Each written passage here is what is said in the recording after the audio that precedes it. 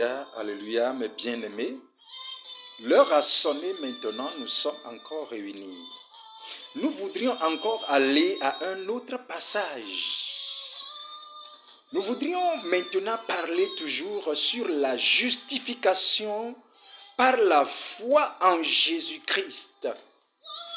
La justification par la foi en Jésus-Christ.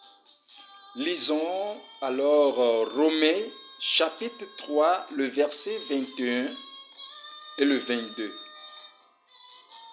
Mais maintenant, sans la loi est manifestée la justice de Dieu, à laquelle rendent témoignage la loi et les prophètes.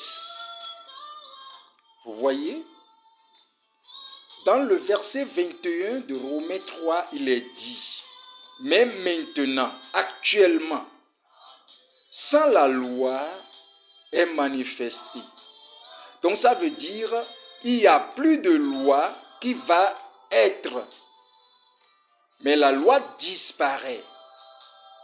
La justice de Dieu vient si nous acceptons le Seigneur Jésus.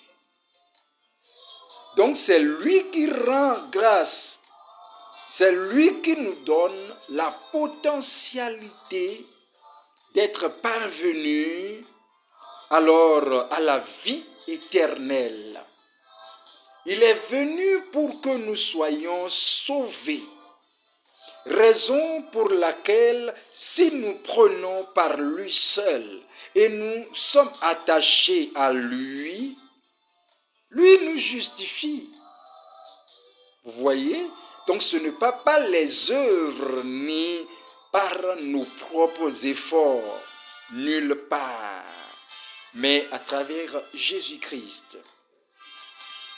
Car il a accompli la loi et les prophètes, les prophéties ont déjà été accomplies.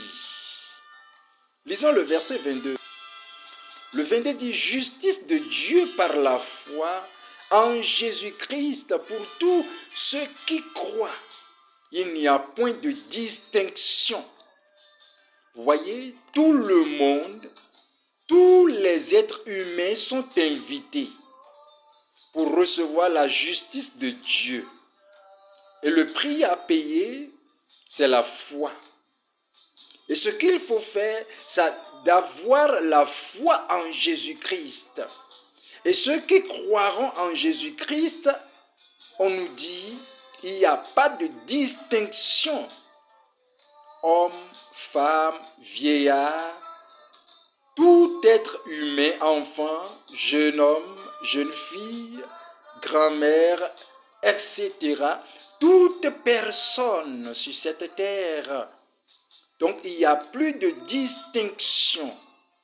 Donc la justification par la foi en Jésus-Christ nous suffit d'être justifiés par Jésus-Christ afin que nous possédions la vie éternelle. Shalom, bien-aimés, à bientôt.